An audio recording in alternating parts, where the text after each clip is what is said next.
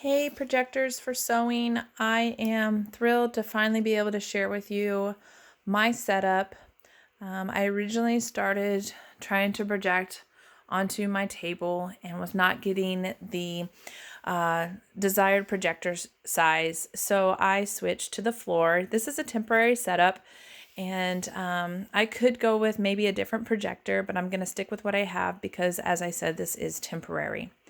I'll give you a rundown of the specs and then some of the steps I took to calibrate. And once I discovered a certain way to calibrate, it made a lot more sense to me, and I was actually finally able to get my lines nearly perfect.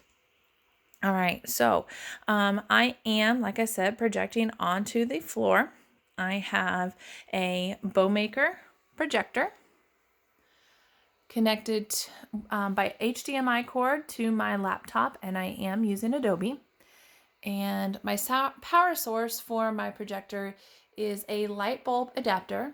So even with the lights on, you will notice that the projected image is extremely bright, and I have not had any issues whatsoever with it being able to see the projected image. I hope to eventually be able to take advantage of the Wi-Fi capabilities of the Bomaker to eliminate the need for all of the cords, but for now I'll stick with the HDMI. I'll also note that from floor to projector lens, I have about 85 inches.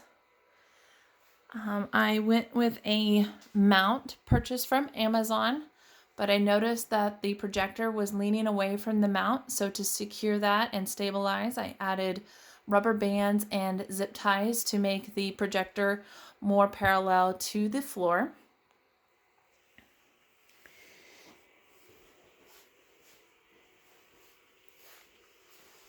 I want to show you some of the settings on my projector that I am using to maybe help those of you that are thinking about purchasing the Bomaker.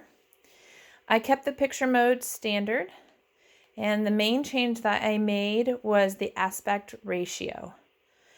This is the third option when you select settings, and I am currently sitting on panorama, and some of you may not even know that that's an option on the Bomaker, because you'll notice maybe first that you have auto 4:3, 16:9, zoom 1, zoom 2, and just scan.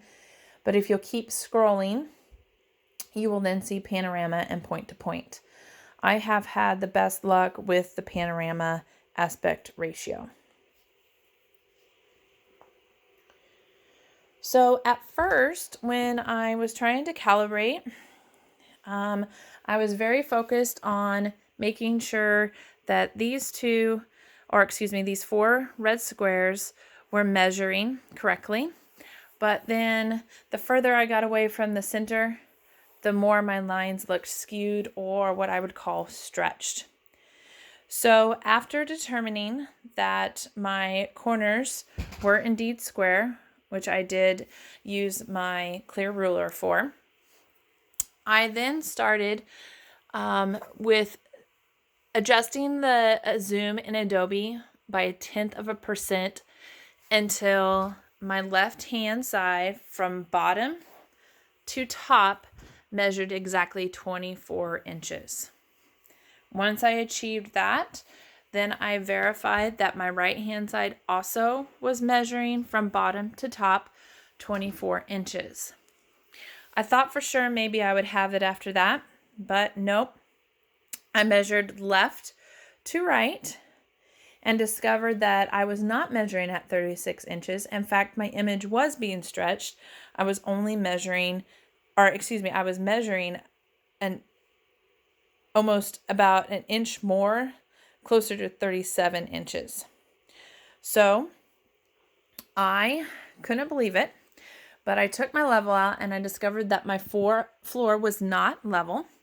And you'll notice underneath my cardboard that I have a gap where I have placed some additional paper and cardboard so that my cutting surface is now perfectly level. Once I did that, when I measured left to right, sure enough, I was measuring at 36 inches.